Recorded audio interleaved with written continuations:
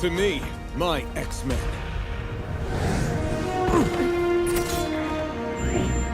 Wolverine just walked out of an adamantium bonding chamber for the second time in his life. Claws extended, skeleton restored, standing in the exact same pose that made Hugh Jackman a movie star. And somehow, even knowing it was coming, even knowing the episode was building toward exactly that moment, it still hit like a freight train. But here's the thing about this episode that nobody is talking about enough. The adamantium coming back is not actually the most important thing that happens in Weapon, Lies, and DVD. The most important thing is what Morph says to Logan after it's over. The moment where he calls out the lie. Not the lie Logan told the team, but the lie Logan tells himself. That he is nothing more than what Weapon X made him. That the weapon is the truth of who he is, and the man is the performance.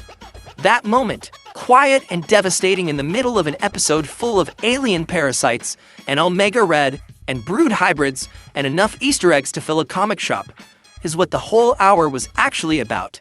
Let's start at the beginning. The episode title is doing three things simultaneously, which is very on brand for a show that treats Easter eggs like a competitive sport. The obvious pop culture hook is the 90s indie film Sex, Lies, and Videotape, which by the way starred James Spader, who is the live-action voice of Ultron in the MCU, and Ross Marquand, who voices Professor X and Apocalypse in this very show, voices the animated version of Ultron. That connection is either a beautiful coincidence or a very specific joke by the writers, and knowing this writing staff, I'm going with the latter. The second layer is the direct callback to the original animated series episode titled Weapon X, Lies, and Videotape, where Logan confronted his past and reunited with Team X for the first time. Season 2 is consciously invoking that episode while pushing the story past where it previously went. And the third layer, the DVD part, pays off at the very end when the team discovers a literal treasure chest of classified Weapon Plus files on disc. Trust me, that list alone deserves its own conversation. The episode opens with Wolverine still carrying bone claws, which the updated intro sequence makes sure you register before a single scene plays. And then we go into the flashback that contextualizes everything. The Team X era, the 60s Black Ops world of the Weapon Plus program, and the specific group of extremely dangerous people Logan has reassembled under false pretenses. Sabretooth, Maverick, Garrison Kane, Lady Deathstrike. This is not a team that trusts each other under normal circumstances, and the circumstances here are not normal. Logan told them they were going after Dr. Cornelius for revenge. He sold them on closure, on finally burning down the program that turned them all into what they became. And that was a lie. What he actually wanted was to use the facility's equipment to get his adamantium back, which honestly is a very Wolverine thing to do. Manipulate a group of volatile killers who all have personal reasons to want you dead by appealing to the one motivation everyone shares, while running your own mission underneath it.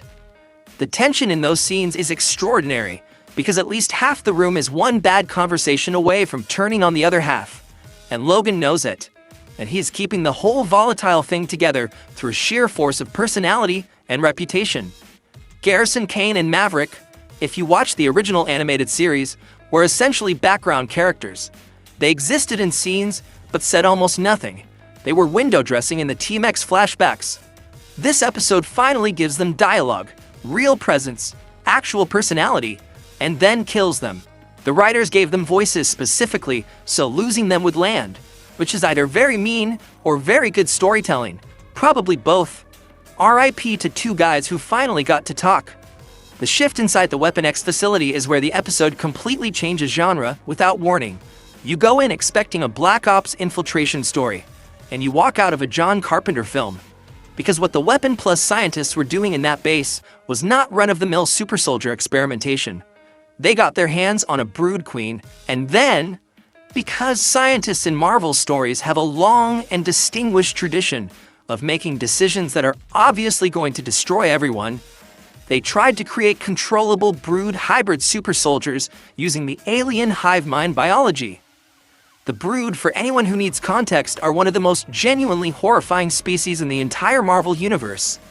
They are parasitic aliens that implant their DNA into host organisms and rewrite the biology from the inside out.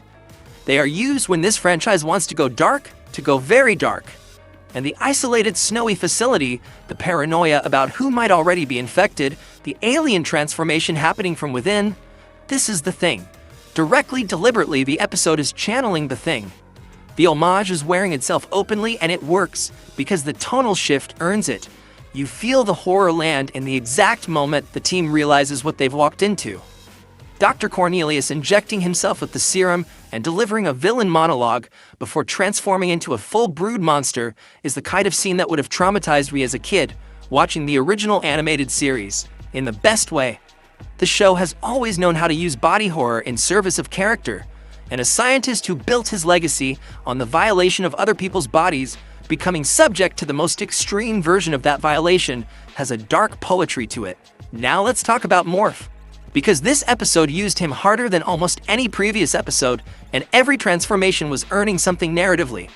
The Puck transformation is a shout-out to Alpha Flight, the other major Canadian superhero team in Marvel's history that Wolverine has strong ties to. Canonizing that connection in this universe matters for what could come later. The Thing appearing is actually a significant lore moment. It formally places the Fantastic Four in this animated universe, building on the crossover that happened in the 90s Spider-Man animated series during that show's Secret Wars arc. The Deadpool transformation confirms the Merc with a mouth still exists somewhere in this world, which Morph also established back in the original series. Spider-Man appears again, which feels less like a one-off Easter egg and more like the show actively teasing that the 90s animated universe is heading towards something larger than a single series. But the Cyclops and Jean Grey transformation is the one that matters most emotionally, because Morph uses those specific faces specifically to trigger Logan's core memories, to piss him off so completely and so personally that it breaks through the beginning of the brood infection taking hold. The choice of those two faces in that specific moment is the episode understanding exactly what Logan's most powerful emotional anchors are and weaponizing them deliberately. It's brilliant and a little manipulative and very much the kind of thing Morph would do. The Weapon Plus DVD files sequence is where the episode shifts from great episode to essential viewing for anyone who cares about where this series is going. The animation style briefly reverts to the 4:3 aspect ratio of the original 90s cartoon for the Weapon X brainwashing footage, which is an incredibly specific and effective choice. It makes those images feel like recovered footage, like something that should have stayed buried. And then the list of names comes up on screen. Every name on those Weapon Plus files officially exists in the X-Men 97 universe. That is the implication, and the list is staggering. X-23, Laura Kinney, Wolverine's clone and daughter, the Winter Soldier. Bucky Barnes is confirmed to exist in this world, which opens doors to the entire Captain America mythology in this continuity. Luke Cage, who in the comics was actually part of the Weapon Plus program under a designation people rarely remember. Phantom X, Ajax, Aurora, Silver Fox, Mastodon, Kestrel, Agent Zero from the classic Teen X roster, Kimura. The show planted seeds in a file list that could grow into multiple full storylines across seasons 3 and 4 and beyond. If X-23 shows up in season 3, that file list is the moment she was officially born into this universe. The Omega Red release is the episode's action climax, and it is absolutely spectacular in the most ridiculous way. They let Omega Red out of containment, the team is already exhausted from fighting brood hybrids, and Omega Red proceeds to absolutely dismantle everyone. There is something almost comedic about how thoroughly he handles the situation. That is, until Logan comes out of the Adamantium bonding chamber. Full skeleton restored. Claws out. Classic pose.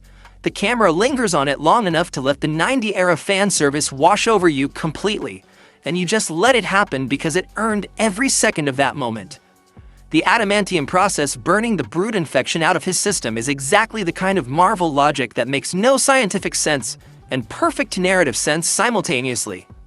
Omega Red getting buried in rubble is the episode's way of removing him from the equation without closing the door. Anyone who reads comics knows the golden rule. No body means no confirmed death. Expect him back, probably at a worse time, definitely in better condition than he was when the ceiling fell on him. The episode's final emotional beat is where it earns the right to everything that came before it. Morph confronts Logan about the deception, and the conversation goes somewhere deeper than just the lie he told the team. Morph identifies the real lie, the one Logan tells himself constantly. that he is fundamentally the weapon and not the man. That Weapon X revealed his true nature rather than violating it. And Logan doesn't argue. He doesn't defend himself. He just kind of accepts it, the way you accept something you've carried so long that the weight has become indistinguishable from your own body. Lady Deathstrike's look in that final scene says everything her dialogue doesn't. She lived with Lycan in Japan. She knows the specific shape of the demons he fights. She has watched him be both the weapon and the man, and she understands that he cannot separate them the way everyone around him wants him to. That look is not pity, it's recognition, and it's one of the most quietly devastating beats the show has produced for either of their characters. The beautiful tragedy underneath all of this is the thing the episode leaves you with. Logan went in with bone claws and came out with adamantium. He is objectively a much more dangerous and capable fighter for the upcoming war against Apocalypse. The mission succeeded on every practical metric, and yet what Morph identified, the belief that the weapon is the truth and the man is the lie, that didn't change at all. The metal came back. The wound stayed exactly where it was. This is what X-Men 97 does at its best. It wraps its emotional honesty inside genre entertainment so specific and so lovingly constructed that you don't realize how much it got to you until the episode ends, and you're just sitting there. Wolverine got his adamantium back. Morph made him confront something true. Lady Deathstrike looked at him like someone who knows him completely. And somewhere on a Weapon Plus file list, X-23 and the Winter Soldier are officially waiting. So here is what I want from you. Who from that DVD list do you most want to see in Season 3? And the Brood hybrid angle, do you think the show is going to bring the Brood back in a larger capacity? Or was this a contained horror one-off? Drop everything in the comments, because this season is moving fast, and I am not ready for any of it.